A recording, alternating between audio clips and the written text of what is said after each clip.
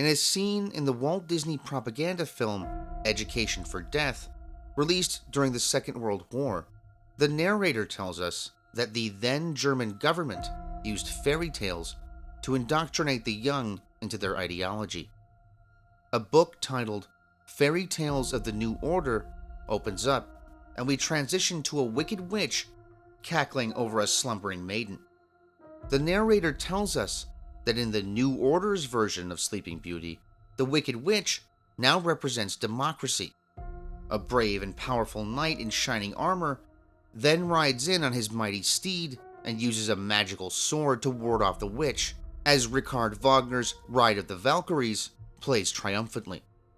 As the knight kneels to kiss the princess and wake her from her slumber, the narrator tells us that the beautiful princess is Germany, and the brave, handsome knight? The scene has a humorous tone, but many may not realize that it has a basis in truth.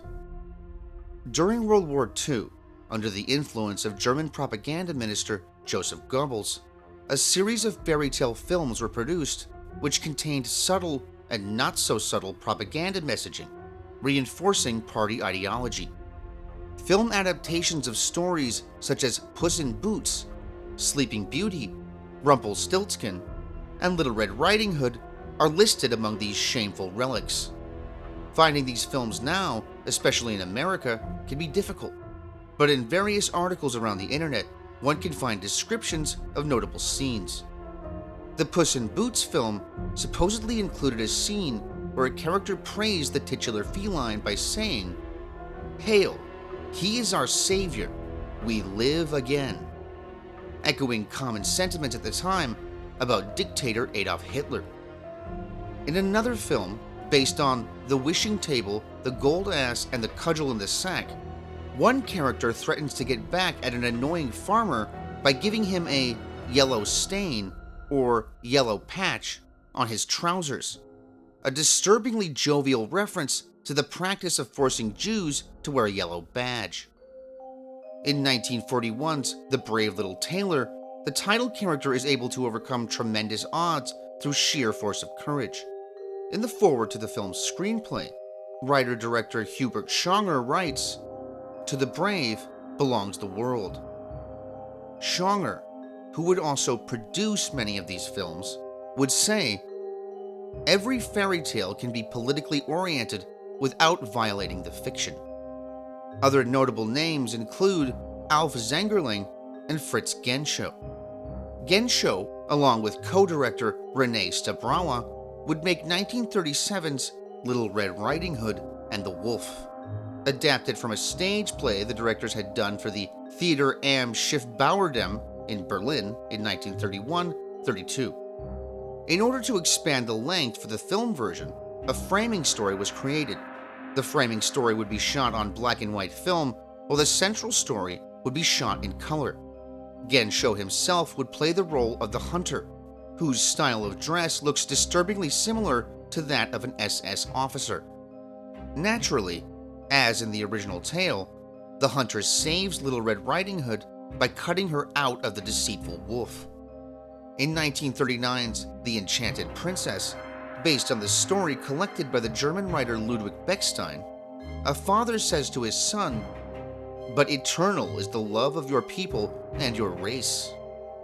In another film produced by Hubert Schonger, 1940's The Steadfast Tin Soldier, the innocent tale by Hans Christian Andersen is transformed into a pro-war propaganda film for children, with the toy soldier fighting a demonic troll. In the end, the troll burns to death in an elongated and excruciating scene of suffering. Hitler understood well the power of art to influence people. It is said that the German dictator had himself been greatly inspired by the work of German composer Richard Wagner. Wagner's work often drew inspiration from Germanic legends and Norse sagas, and his epic Götterdämmerung, or The Twilight of the Gods, depicted the mythical end of the world, in which the heroes and gods of old are consumed by flame. Hitler saw himself in these heroes and gods, believing that he too would be consumed by flame, along with the world. Hitler was even said to have been inspired to begin his political career by Wagner's Rienzi. And, according to Hermann Rauschning, Hitler believed that Wagner's Parsifal was subtextually concerned with the need for blood purity. In addition to all of this, Wagner was a rabid anti-Semite, and had even written essays on the subject. In later years, Hitler would become a close personal friend of the Wagner family, and for a time, he even intended to marry Winifred Wagner, the composer's daughter-in-law, for political reasons. There is also speculation that a young Hitler had seen the 1915 film Der Tunnel, in which a gifted orator compels workers to act. Given the timeline and the character's exaggerated arm movements, the possibility of Hitler having seen the film is quite high. When the NSDAP took control in Germany in 1933, they considered cinema to be their highest priority, above all other forms of propaganda. 2 years later, the party started what was known as the Volkserziehungsprogramm, or Folk Education Program. The state's various censorship departments were centralized, and thousands of censors were ordered to go through every book in the country. Those books added to the blacklist would be removed from German libraries and bookstores, and eventually replaced with books more closely aligned with party ideology. In the words of author Krista Kamenetsky, to these ends, they gave particular attention to German and Nordic Germanic folklore, because in the inherited values of the past, they discovered ideals and traits that they adjusted to their own political purposes.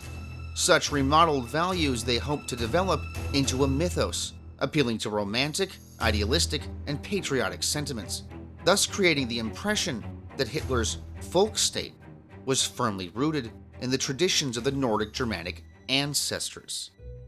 Naturally then, the party glorified and promoted the works of Jacob and Wilhelm Grimm, two German academics from the 17th and 18th centuries who had gathered together and published over 200 folktales. It's important to note that there is a distinction between folktales, or Volksmärchen in German, and fairy tales, or Kunstmärchen. While many, especially in America, would now consider the Grimm stories fairy tales, the Germans saw them as folk tales, making them perfect for their party's vision of a folk state. Even more conveniently, a number of the Brothers Grimm stories contain anti-Semitic content.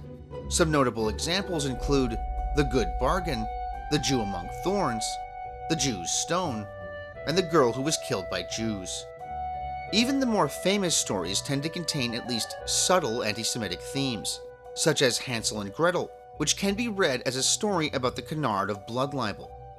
For these reasons, many in the party were obsessed with the Brothers Grimm stories, and their collected works, the Kinder- und Hausmärchen, or Children's and Household Tales, were officially approved and recommended by the party, even though, ironically, many of the versions of the stories included had originated from France.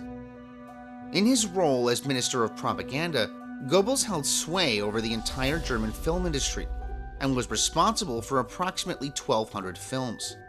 Although Goebbels did not technically nationalize Germany's film studios, he had effectively done so by exerting control over every aspect of them, right on down to ticket prices.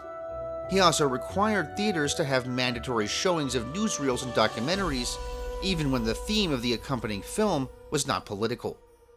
Goebbels even abolished film criticism and installed in its place what he called film observation, in which observers were allowed only to summarize the content of the film and were forbidden to give their own opinions on its quality or deeper meaning.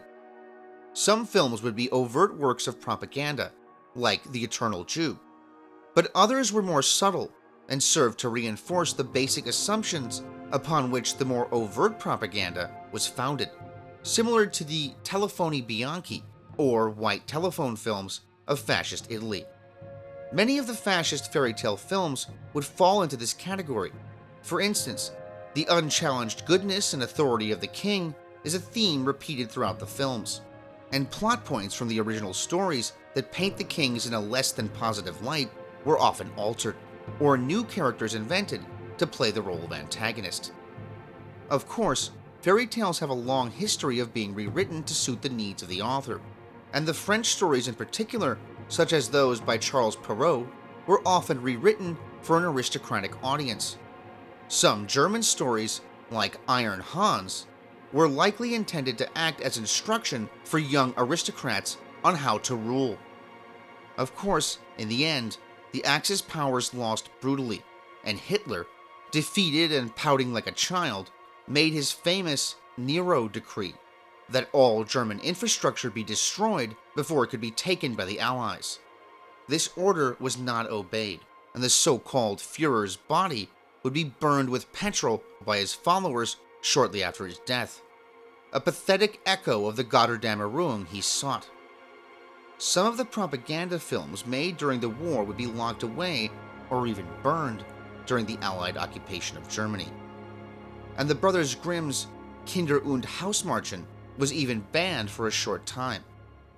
Despite their history, many of the fascist fairy tale films would prove popular with the German people, and in the 1950s, a number of them would be remade in an apparent attempt to keep the charming fairy tale vibe but lose the fascist propaganda. Little Red Riding Hood and the Wolf, for example, would be remade by Fritz Genschow. Some people may look back at these films as part of the unholy spell that was cast over an entire nation. But in reality, this is its own kind of fairy tale.